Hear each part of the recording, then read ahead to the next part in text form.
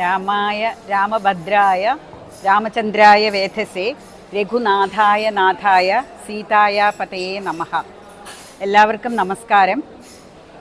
ഈ അവസരത്തിൽ ശ്രീരാമദേവനെ പറ്റി രണ്ട് വാക്ക് സംസാരിക്കാനും രാമായണത്തിൻ്റെ മഹത്വം ലോകത്തെല്ലാവർക്കും എത്തിക്കുവാനും ശ്രമിച്ചുകൊണ്ടിരിക്കുന്ന നമ്മുടെ മുഖ്യ പുരോഹിതനായ ശ്രീ രാഘവേന്ദ്ര ഭട്ടർ അവർക്ക് ഞാൻ പ്രത്യേകം നമസ്കാരം പറഞ്ഞുകൊള്ളുന്നു. ഇന്നത്തെ ഒരു വിശേഷ ദിവസം, വളരെ വിശേഷപ്പെട്ട ദിവസമാണ് മഹാനവമി. ശ്രീരാമദേവൻ അയോധ്യയിൽ ദശരഥ മഹാരാജാവിൻ്റെയും കൗസല്യാദേവിയുടെയും പുത്രനായി അവതരിച്ചു.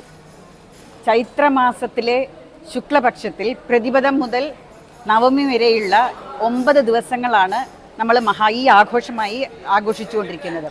എല്ലാ വർഷത്തേതും പോലെ ഈ വർഷവും എറണാകുളത്തെ ഹനുമാൻ കോവിൽ ഏപ്രിൽ 9-ാം തീയതി തുടങ്ങി 18-ാം തീയതി വരെ ഈ 9 ദിവസങ്ങളിൽ നവമി ആഘോഷിച്ചുകൊണ്ടിരിക്കുന്നു. ഇന്നാണ് ഒടുവിലത്തെ ദിവസമായ മഹാനവമി.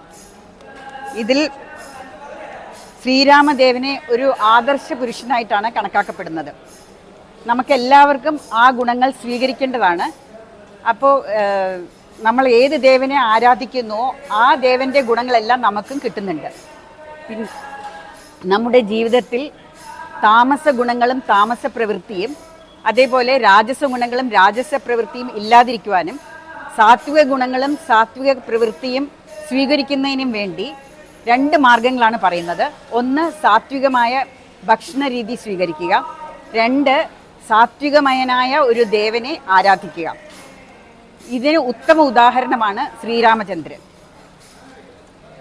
ഈ രാമായണത്തിൽ 24,000 ശ്ലോകങ്ങളാണ് ഉള്ളത്. ഗായത്രി മന്ത്രത്തിലെ 24 അക്ഷരങ്ങളെ ബേസ് ചെയ്തിട്ടാണ് വാൽമീകി മഹർഷി രാമായണം രചിച്ചിട്ടുള്ളത്.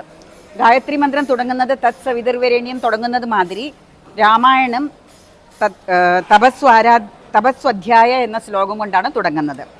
രാമായണത്തിലെ ഓരോ ചെറിയ കഥകളും സംഭവങ്ങളും നമുക്ക് മനുഷ്യർക്കുള്ള ഒരു പാഠമാണ് ശരിക്കും.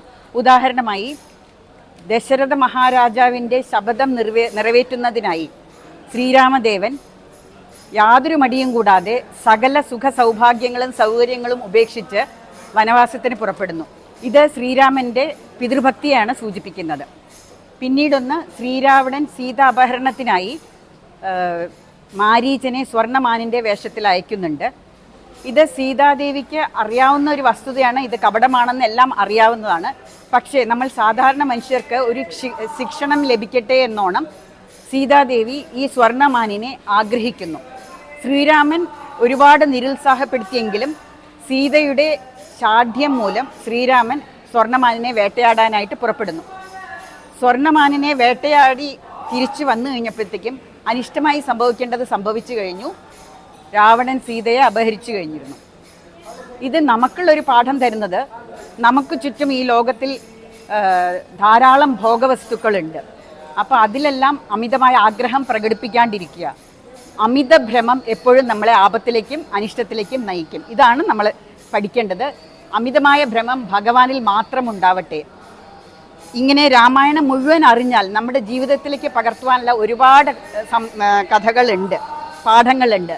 ഇങ്ങനെയുള്ള ആ ആദർശ പുരുഷൻ്റെ ദേവൻ്റെ ജന്മ ആഘോഷങ്ങളിൽ പങ്കെടുത്ത് മഹാനവമിയിൽ പങ്കെടുത്തിട്ട് നമ്മുടെ കുടുംബത്തിനും ലോകത്തിനും മംഗളം ഭവിക്കട്ടെ എന്നും ഈ ആദർശ പുരുഷൻ്റെ സകല ഗുണങ്ങളും എല്ലാവർക്കും ലഭിക്കട്ടെ എന്ന് ഞാൻ പ്രാർത്ഥിക്കുന്നു. നമസ്കാരം.